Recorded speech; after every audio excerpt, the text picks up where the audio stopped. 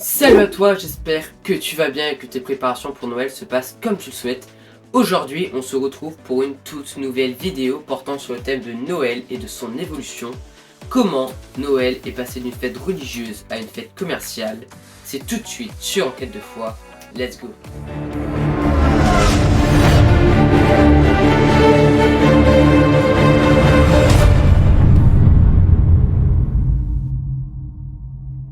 Mais pour tout comprendre sur cette fête, remontons aux origines de cette dernière en l'an 274.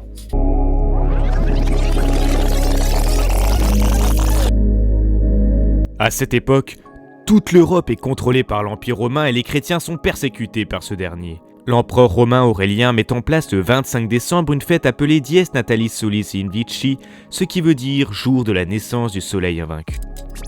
En effet, cette date est proche de celle du 21 décembre, correspondant en fait à la date du solstice d'hiver. Or, à cette période, les Romains voyaient déjà qu'en fait les jours se raccourcissaient, et ainsi ils avaient peur que quelqu'un vienne voler ou tuer le soleil.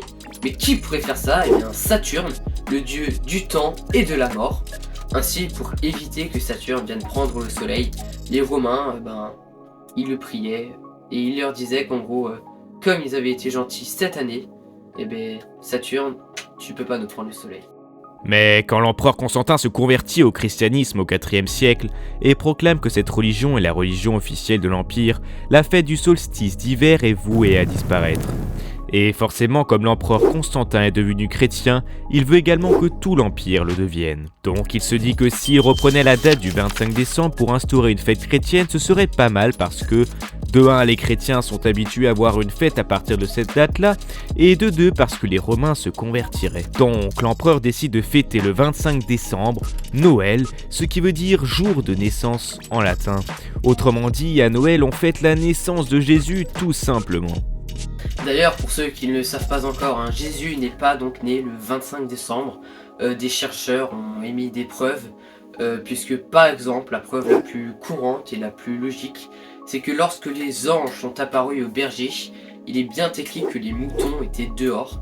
Or, les moutons, en hiver, ils ne sont pas dehors, ils sont plutôt dans une étable ou dans une bergerie.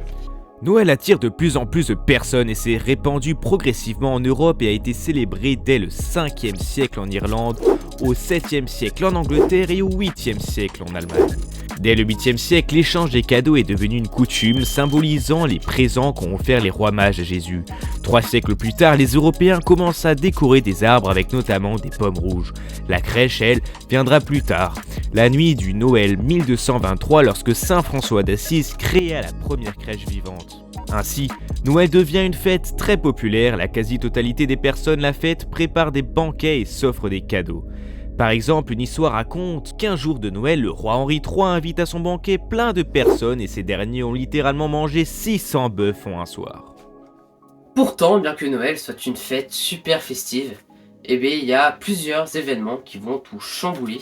Ces événements vont commencer dès la fin du XVIIIe siècle, avec notamment la Révolution française en 1789.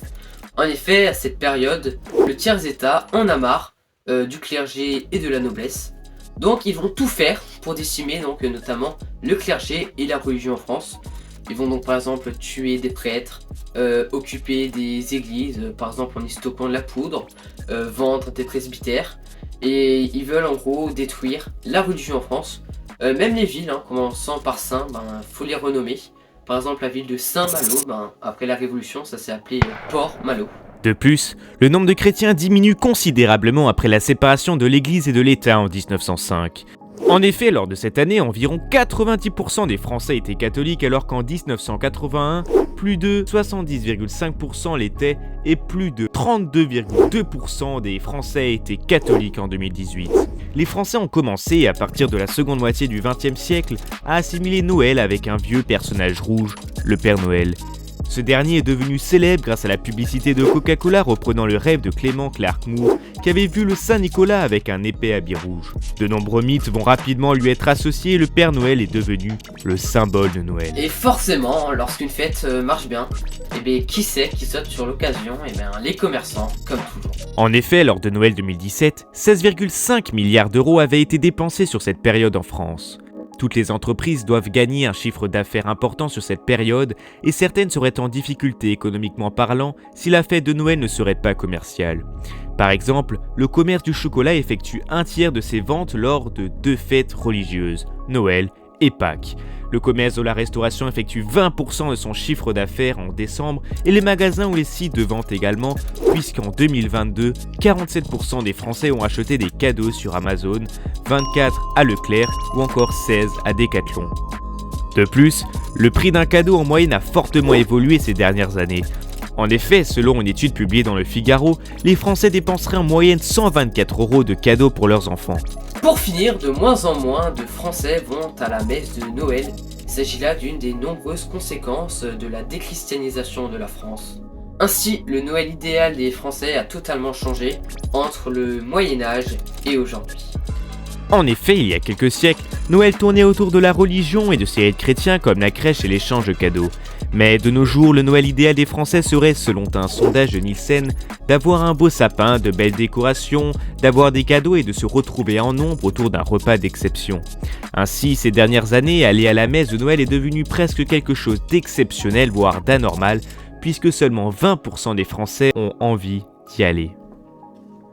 En tout cas, qu'importe le siècle, la religion ou les mythes, Noël est et restera la naissance d'un Dieu qui s'est fait homme pour sauver l'humanité. On espère que la vidéo vous aura plu, n'hésitez pas à la liker, à vous abonner et à activer la cloche. Nous, en tout cas, on vous souhaite un joyeux Noël et on se dit à la prochaine. Ciao!